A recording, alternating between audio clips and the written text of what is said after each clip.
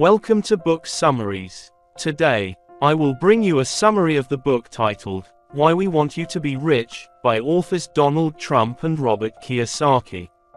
Remember to hit the subscribe button and join the book lovers community group, so you won't miss out on any great books. Additionally, you can visit the website to purchase books, and it will definitely make you feel much happier.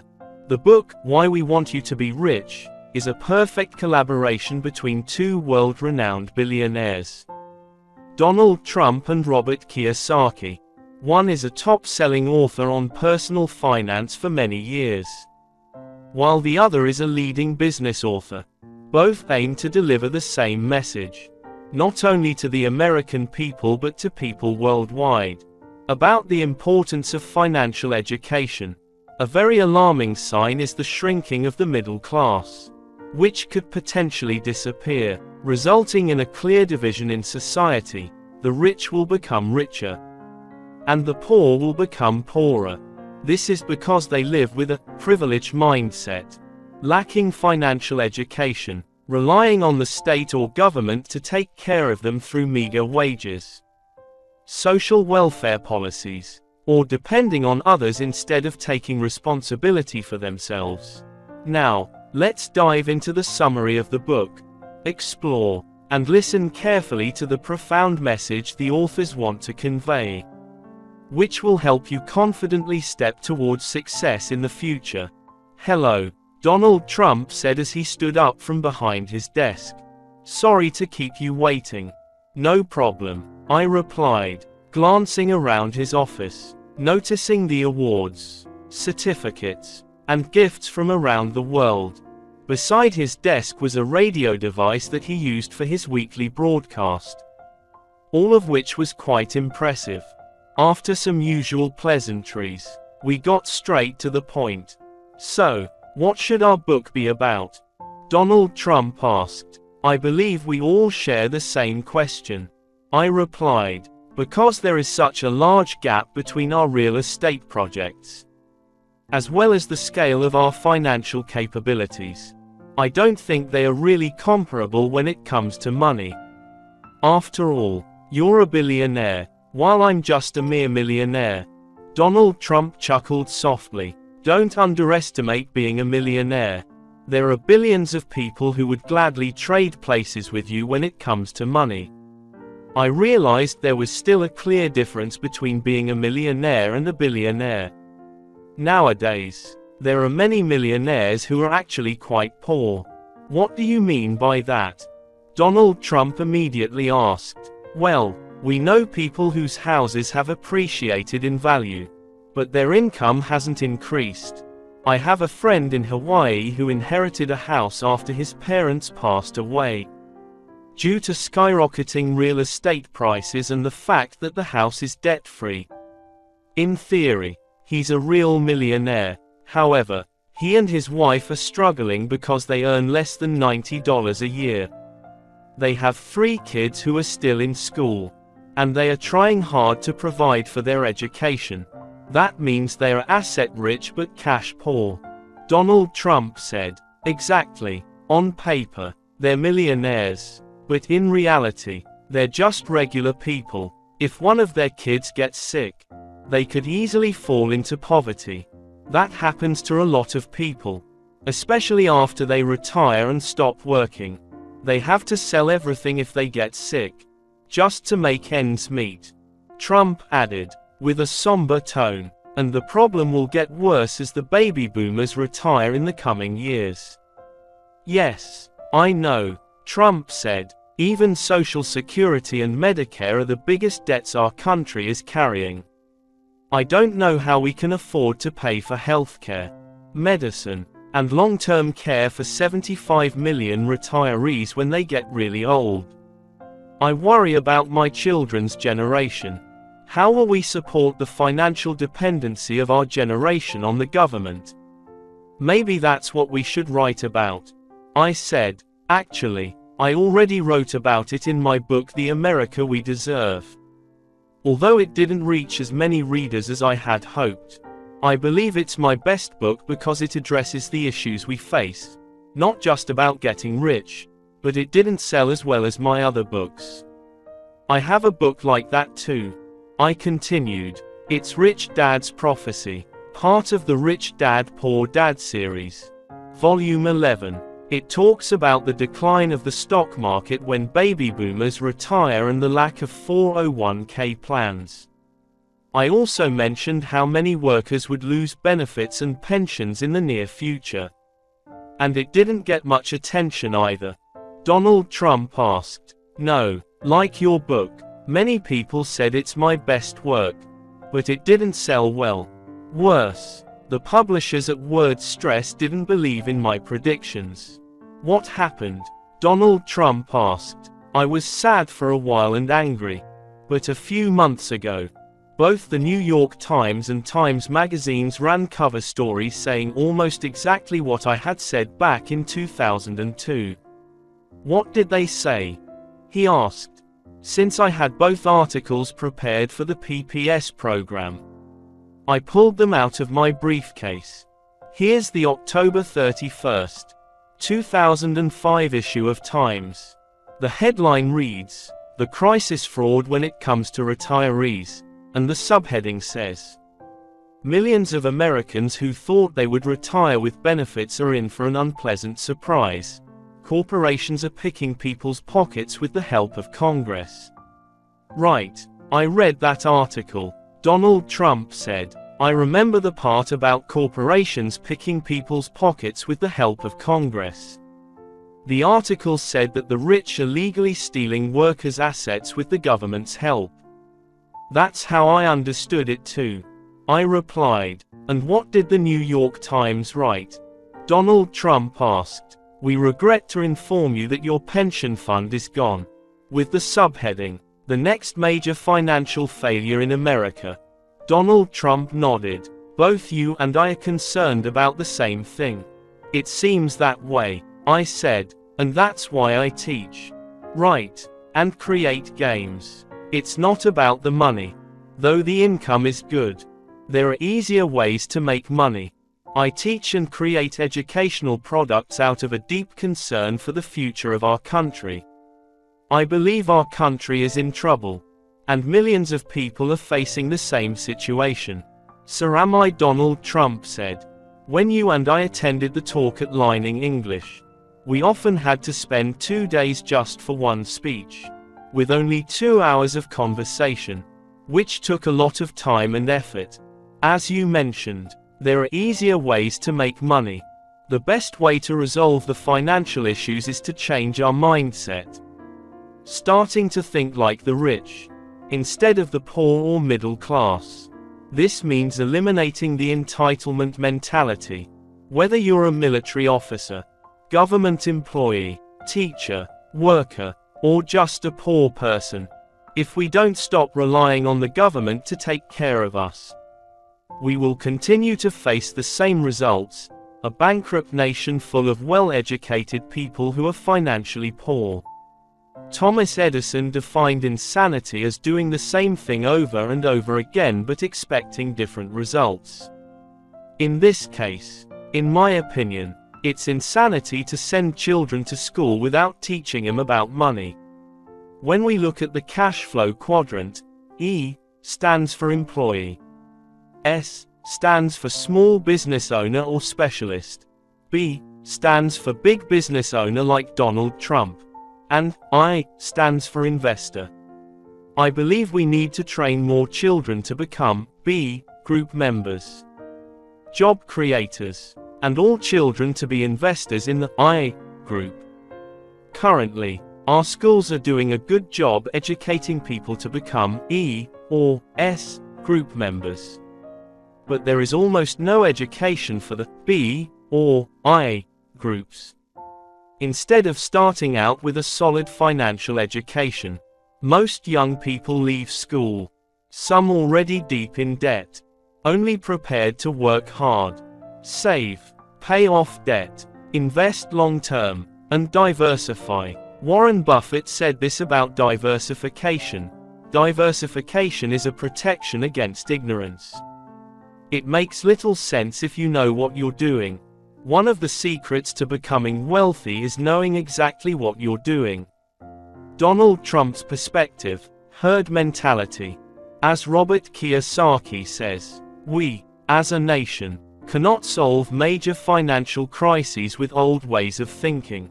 I completely agree. This sense of entitlement is everywhere. And in reality, it has become a pandemic within our economy. I guess we've all heard the phrase, herd mentality. It's an old-fashioned mindset that can bring out the best or worst in people. At its best, you occasionally find a shepherd. But that's a rare stroke of luck. More often than not, the wolves appear first, and the sheep willingly follow. What we are trying to do here is to break up the herd before we lose the ability to see, hear, think, and act for ourselves. Those who can take care of themselves are rarely part of any herd. When it comes to herd thinking, it stops us from taking charge of our own finances and leads people to blindly hand over their money to financial investors. As I've said before, the best way to gain the upper hand is to live in readiness. We are not in a position to rest on our laurels. Even if we are called a superpower, that's the first sign of a coming decline. We have challenges ahead, and it's best to know them well. Never stop resisting herd thinking, as it truly is the quickest path to sinking the ship. Nowadays, more than ever, people need to change the way they think about finances and their financial future. Robert Kiyosaki and I both want you to expand your thinking. All of us share the intellectual mindset of René Descartes. I think. Therefore I am. Think big. I once heard someone say that before advertising existed, he saw the world and things around him more clearly.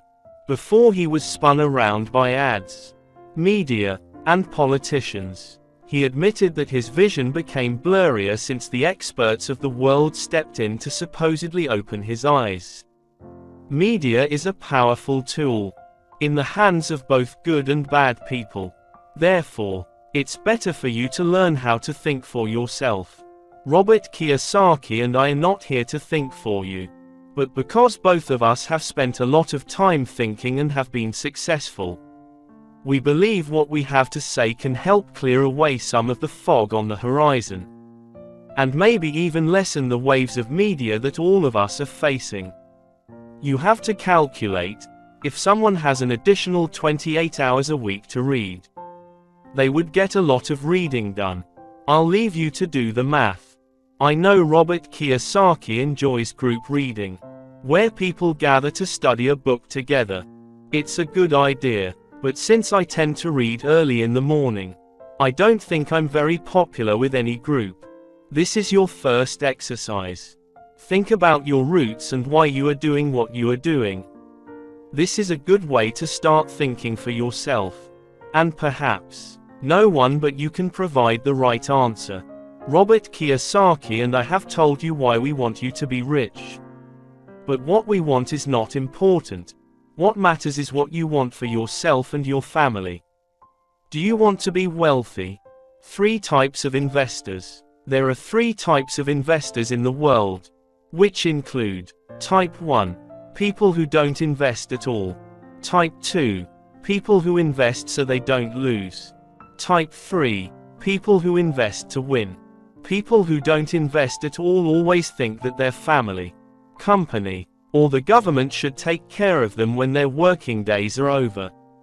People who invest just so they don't lose often invest in places they believe are safe. They make up the majority of investors. And these people have a saver's mentality when investing. Those who invest to win are willing to learn, want more control, and seek higher returns on their investments. Interestingly, all 3 types of investors have the potential to become wealthy, even those who hope others will take care of them. For example, the CEO of Exxon recently retired and received nearly $500 million as a parting gift. Both Donald Trump and Robert Kiyosaki invest to win. This book is for those of you who want to invest to win. The 90 Tenths Rule of Money. While sitting in a taxi, I recalled the 90/10 rule of money that Rich Dad had taught me many years ago. Many people have heard of the 80/20 principle, but the 90/10 rule specifically applies to money. Simply put, in the game of money, 10% of the people win 90% of the money. For example, in golf, 10% of the professional players win 90% of the prize money, and the remaining 90% share the remaining 10%. The 90/10 rule is an incredibly accurate rule in my life. We've all heard how 10% of Americans own a significant portion of the nation's wealth. When you look at real estate investors, you can clearly see that 10% of them own or control 90% of the assets, with the largest portion being in the hands of 1% of that 10%. One way this 90/10 rule has helped me is in deciding where to put my efforts. For example, one of the reasons I didn't pursue professional golf is simply that I couldn't see myself in that top 10%. Not just because I didn't think I had the talent, but also because I didn't have the passion. If you've ever heard me sing, you'd understand why I didn't choose a career in music either. When I decided to write Rich Dad Poor Dad and create the cash flow game, I wasn't just certain that my book and game would succeed, I wanted them to succeed. Even though I wasn't a great writer or had never created a game before, I wanted to do well, teach, and win. I realized that the reason most people invest just to avoid losing is because they think investing is risky, and they equate investing with gambling. Many also believe that higher returns mean greater risk, but this is simply not true. The perspective of Donald Trump, the winner. I have known the ratio of 90/10 for a long time, but Robert Kiyosaki reminded us at just the right moment that before long, if we are not careful, that ratio could rise to 99.05 or even 99.1. With 1% of the population owning 99% of the nation's wealth. The winners will not let that happen, and I hope you are among them. It is important to know how to dream, to reach beyond one's grasp. As Robert Browning said, it pushes us to always strive higher. I like to say, if your reality begins with a dream, then that dream will become your reality. Why is that? Because thinking differently will keep us at a survival level, and I believe that is not the optimal goal for most people. Have you ever heard a young person say they hope to someday become a freeloader? They usually say things like, I want to be president. I want to be a pilot. I also want to be a firefighter. I want to be a doctor. These are high-demand professions, sometimes even heroic, and young people have dreams and aspirations to reach for. Resilience is an important part of becoming a winner. Some people fail simply because they give up too soon. If you are reading this book, then you are probably not one of them. My father used to tell the story of a hero who loved soda. He jumped into the soda business with a product called Real Up and failed. He tried again with a soda named 4 Up, but that too was a failure. He decided to name his product Fire Up and put all his efforts into succeeding. But ironically, he failed again. He realized he still loved soda, so he tried once more with a product called 6 Up. He failed again and decided to give up completely. Then, a few years later, someone else came along with a soda product named 7 Up, which became a huge success. When I was young, I didn't understand why my father kept telling me this story and told it so many times. Later, I understood that he wanted to convey to us, never give up. I have never forgotten that story, and I have never given up. My father's lesson was delivered. They tell themselves that story when needed, and the winner within you will have the upper hand. Another factor of victory, also known as the spirit of victory. I tell people to look at themselves with pride. Positive thinking has a great impact. and it brings a lot of energy. Victory requires that kind of energy. Whether you are a quiet person or a manager, energy is strength, and a positive spirit can be helpful for you during tough times. Most financial authors write about life under the lens of saving money. In contrast, Donald Trump and I advise you to expand your capabilities. Enjoy life, and invest your money. Once again, the difference in financial advice is shaped by different groups and the various values that each group possesses. So, stop and ask yourself which group is best for you. You can close your eyes, sit quietly, and listen to your answer. This silent process is important because it makes you honest with yourself and with your answer. Therefore, I strongly encourage you to sit in quiet contemplation and decide which group is best for you. Ask yourself what your values are. Do you need a job? Are you happy with safety? Are your skills being tested within this group? Or do you value freedom more? You can also consider the values of your parents or your friends. The saying, "A child of a clan is not unlike its feathers or wings," is not without basis. The lesson is that if you choose the path to wealth, remember to choose your battles and battlegrounds carefully, or should I say, your values and group. We can be greatly influenced by the people we befriend, and it's not easy to break away or do the unexpected. You may feel lonely for a while, but eventually, we gain enough momentum to expand our circle, and in the end, we can have a playground filled with stories and our favorite friends appearing. It's very much like writing your own script and turning it into a play you enjoy watching and participating in. The choice is everyone's freedom, and when you meet those who live according to their interests. But I know I won't be able to do that. It reminds me of a restaurant menu, where everyone has their own dish. And if not, there is always another restaurant for you to visit. So, refrain from rushing to judge because everyone is different. Life and business can be full of disputes. It can be a battle. But make sure to choose to fight in a good battle and stay away from meaningless skirmishes or battlefields as quickly as possible. Don't live or expend your energy wastefully. Remember to write your own script.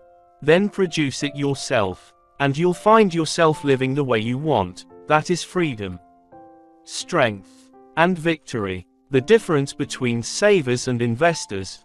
Robert Kiyosaki's perspective. Many people invest in mutual funds. And when I talk about not being a money saver, many respond, "But I'm investing. I have mutual funds. I have a 401k. I even have stocks and shares. Isn't that investing?" I take a step back and explain further. Yes, saving is a form of investing. So when you buy mutual funds, stocks, or bonds, you are indeed investing, but it is from the perspective of a saver, and the values of a saver are emphasized. Let's listen to the reasoning of a passive investor once again. Financial planners advise you to work hard, save money, get out of debt, invest for the long term, and diversify.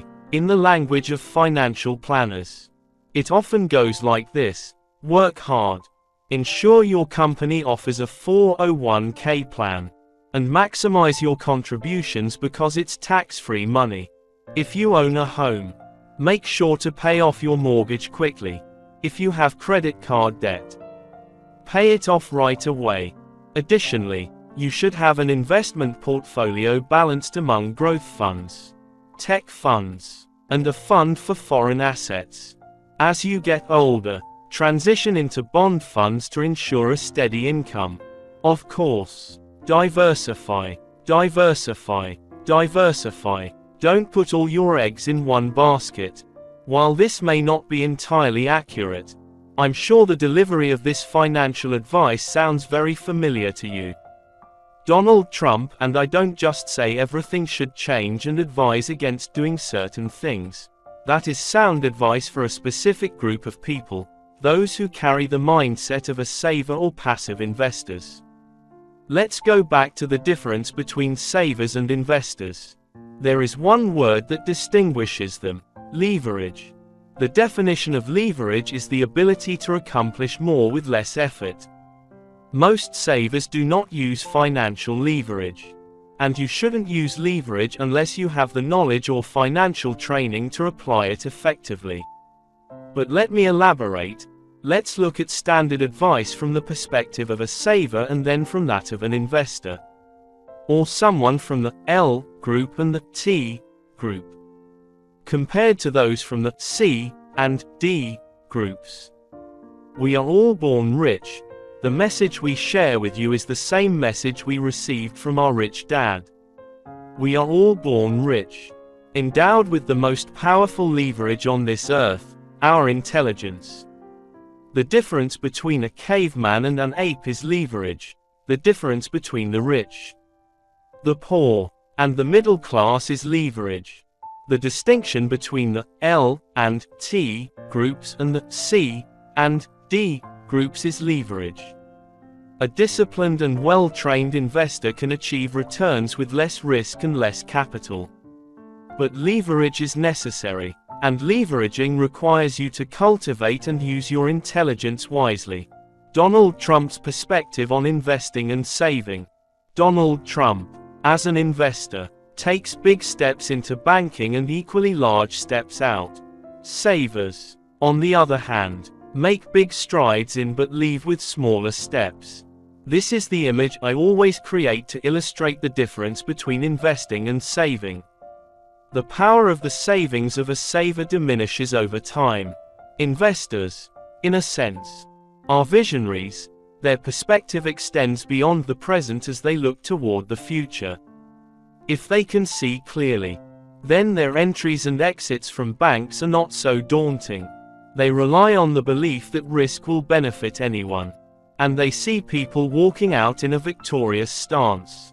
Savers tend to wait too long, often missing opportunities. You may not have money now, and the conditions may not be right. But that doesn't mean your mind can't work on ideas and pave the way for brighter futures. Things are rarely perfect, and the wisdom of a proactive investor will help you stay prepared to seize the opportunities before you. Approach investing with a positive outlook. Seek opportunities in every difficulty, and use them as leverage. Thank you for visiting Summary Books to explore this wonderful book. As a book reader, I never believe that a summary can replace reading an entire book. And this particular book is no exception. There are many interesting insights shared in Summary Books. I look forward to seeing you again with more articles. Summary Books wishes you success.